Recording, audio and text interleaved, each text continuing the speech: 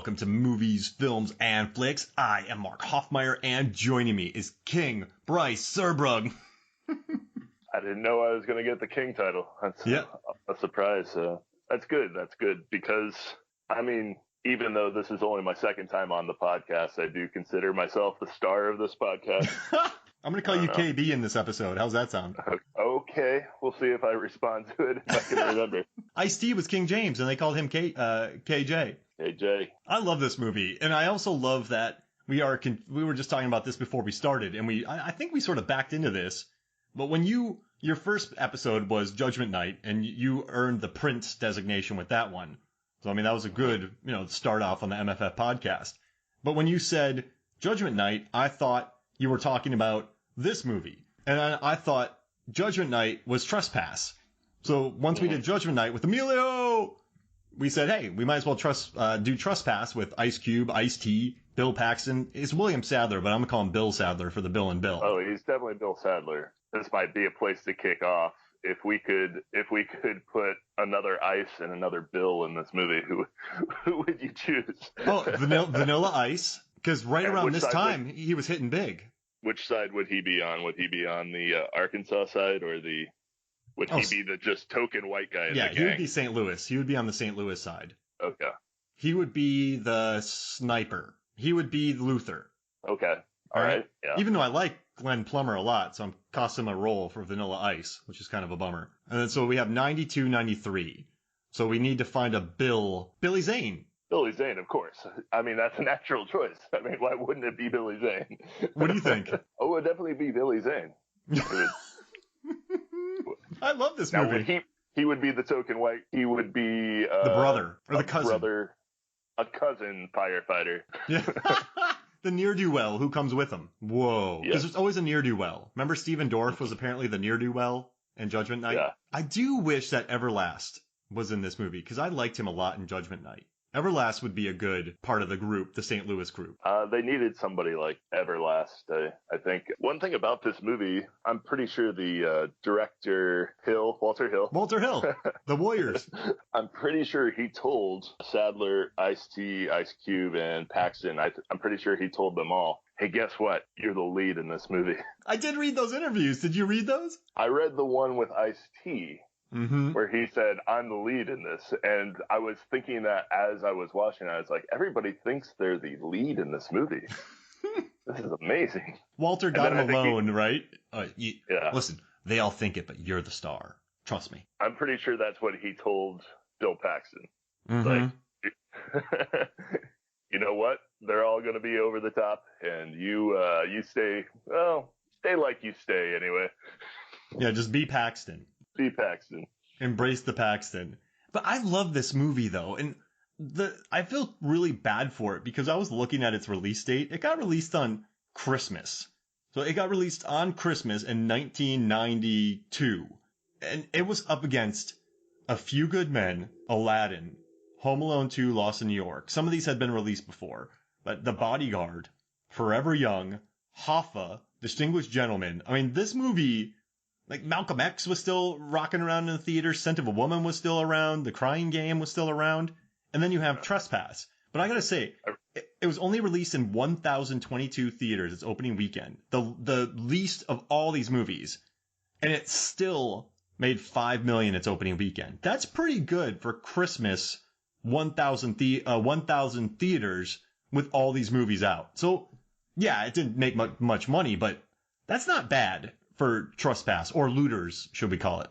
Yeah, well, apparently it was supposed to come out in the summer of 92, but calling a movie Looters in 1992 summer was probably a good choice to hold that release. And then I read that, I don't think they invented the concept, but this is like one of the first ones that was actively trying to do counter programming, like you have, all the kids, they all wanted to go see Forever Young, Yeah. They're like, come on, let's go see Forever Young. I'm sure there were some people who were like, I'd rather go see a movie with rappers and treasure hunting. Let's skip A Few Good Men and Home Alone 2 and go see Trespass. But it's a good movie. Trespass is a good movie. Would you agree or no? It's a good movie. Once again, I do rely heavily on my IMDb ratings more than my tomato meters. Yeah. And it's up there at like 6.5 or something, and 6.3. 6.3. I would give it a 6 point. I would mark it up another. I might even get 6.9. I could see that happening. I was surprised it was only 6.3. When you brought it up, in my head I saw 6.7. Because it deserves to be a 6.7. I think one thing that people were just talking about, that I like that they used the home video, but people said it looked great then, but now it looks dated. But I like that more. I think what's really smart about that home video, the way that Walter Hill shot it, well, not Walter Hill, he wasn't the DP, but the way they shot that, it allowed Ice-T and Ice Cube, who, yes, they had been in New Jack City, they had been in Boys in the Hood, but they weren't quite polished actors yet. So putting this camera in front of their face and just allow them to kind of talk on the fly, I think it was a really wise casting decision, because that's when I think they're at their best, when Ice-T's giving the speech about, the drugs going through the system, when Ice Cube's talking. I think that's when they're at their best. So I thought that was a really smart move to have them shot with this home video. I thought that was cool. I don't know what you think about that. I thought it was cool. It might have been slightly overused. And within the narrative, it's like, oh yeah, we're just a gang and we go around filming everything we do. It seemed like a bad idea, but it was a good little device used in the movie. No, that's true. You cannot release these tapes. I mean, maybe if this guy's trying to apply for film school or something and he just shows off, like, he edits it a lot to show, but he had some good framing in here. I thought the framing of his name was Video's framing of these shots. I mean, this guy could shoot. He did some nice, he did some nice zooms. He did some nice pans. He really knew, like, rule of thirds. I'd hire him. If we were gangsters, would we hire him to go with us? Not even gangsters. Yeah. I mean, might just have him come shoot my wedding or something like that. Yes, exactly. He would do a great job. He would love it. And you know what's funny? I love when Bill Paxton's character, Vince Gillian, he's talking to Ice-T. He's like, I don't want any part of your gangland murder or gangland stuff. And like, gang, like, we're a business. I like that interaction there. But we're jumping way ahead. But you know what's most intriguing about this movie? And maybe it's not the most intriguing, but Robert Zemeckis and Bob Gale wrote it. I mean, this is the Back to the Future and Forrest Gump and, Used Cars. Love those movies. That team wrote this movie, and Walter Hill directed it. That's a kind of a A-list crew right there. For sure. I didn't know that until I watched it this go around. I was like, wait a minute. Robert Zemeckis?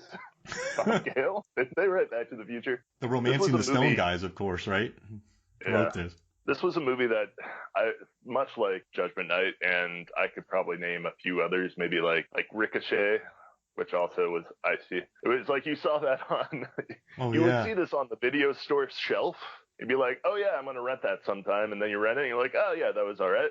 And it was hard for me to remember as we were like talking about it, but yeah, it is definitely brings up the good memories, and you see all these things you remember about it and new things that you don't know. No, absolutely. And also, I'm just down for any treasure hunt movie. I don't care what it is. Like, I love Sahara, and I think it's I don't think it's a good movie, but they're hunting treasure, so I'm cool with it. Like, National Treasure, I think, is an actual national treasure because they're hunting treasure. Like, just give me a treasure. Like, put treasure anywhere. Like, Kramer versus Kramer, it could have been like, we're getting a divorce, but we're also hunting for treasure. And it would be better, I think. Like, I completely agree. And we will probably have treasure hunt squads by the end of this podcast, right? I had a different thing in mind. But I was just looking at these, like, A Few Good Men and treasure. That'd be great. It's about Tom Cruise trying to delay the court case because he's hunting for treasure on the base.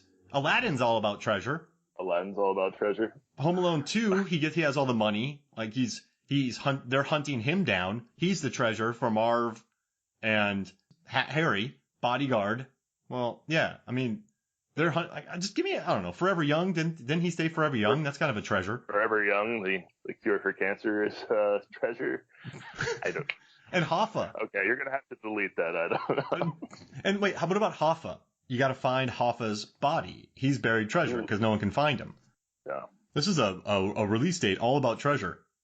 I digress. But no, it's oh, I don't know. I just love. I don't know. I love the idea of this movie too because Walter Hill once again. Have you read any of the interviews with Walter Hill through here where people are just grilling him about? Most of the time, it's about Ice-T's Cop Killer. They're like, how did Cop Killer? Because Ice-T released Cop Killer before this, so then that hurt. And then the L.A. riots with the title Looters. So this movie was kind of damaged goods when it was released. But I don't think it's. Yes, there is definitely, like Walter Hill talks about it, there is racial dynamics. I mean, the two do not understand each other at all. Bill Paxton, the Bills and the Ices, they do not even try to attempt to even understand each other. But I think at the heart of this movie, one failed attempt, but yeah, Ice-T's trying. Oh, man, and I love, you know what? This is a good character study. I like how everything just falls apart with these two different groups. I mean, Ice-T, King James, he's trying. I think he doesn't want death. He just wants his brother. And then you have Wicked or Wiki, like he's cool. Like he's got KJ's back. He's not trying to he's not trying to rock the boat. But then you have Savon, who reminds King James of him when he was earlier. So he's super ambitious. He hates taking orders. And then you add in Raymond coming in there. And then Raymond just plays Savon once he learns about the treasure. So you have all these different groups just playing each other. And then you have Vince and Don, William Sadler's Don. Don's kind of the alpha of the group. And they have a chance to call the cops, and Don beats him up. So Don wants this money. He gets treasure mad. And then there's Bill Paxton, who just goes along with it. He has a good heart. He has some rough moments, for sure. But they're playing each other. And then you have Bradley, played by Art Evans, who's playing them, too. He's like, I got more right than any of these guys do, and here's this. And he tells them when it tells them about the chimney. So you have all these different dynamics, all this greed, and all this death for essentially nothing. And it's a cool story. And I know Treasure of Sierra Madre had done it before. I love the movie that came out recently, Triple Frontier, about all this money that these guys, this impossible amount of money that this crashed a helicopter, and really good movie. But I think this film also tells a pretty cool character study. For sure. And I did, of course, you see all the comparisons to the Treasure of the Sierra Madre when you kind of research this film. They're like, it's a remake. And it's not really a remake because there are just different dynamics going on. Yeah. But yeah, at the heart, the treasure changes you. And I guess that's unfair to keep comparing it to that. But that's what these guys are talking about. Bob and Robert and Walter all bring it up, so I feel safe bringing it up with that. Yeah. But yeah, you're right. Just all this is unnecessary. I mean, like these guys drive to St. Louis to go in some abandoned buildings to find this treasure. I mean, I don't know. Like, of course, there's going to be squatters in there, so there's danger going on with that. I mean, this is a massive building. That's a great place to stay. And I kind of like, too, how, like, the Warriors. I love the Warriors, and I know this is weird, but the Warriors, it's so expansive, and it's basically just those guys running the entire film. Sure, they stop a couple times, but they're always in perpetual motion. They're always moving. And what I liked about this movie is how Walter Hill made this movie where people just running, the Warriors, to a movie that these people do not move much in this film. And when they try to do something, they look out a window, or it's really contained. And I don't know. I liked it. It's like a white knuckle, old school thriller, which I dig. Especially with the firemen, it's very claustrophobic. They're just like they can't go near the window. They can't go near the door. Yeah. They're just kind of sitting there like, oh, what the fuck do we do? I love the opening expository dialogue, too, when they get to St. Louis. And like, this place is built like a fort. Like, it's falling apart, but this place will never fall down. And then they see the door, and they're like, yeah, this door is really secure. So they do some wonderful expository drops to let you know that once they get in this place, it's basically like they're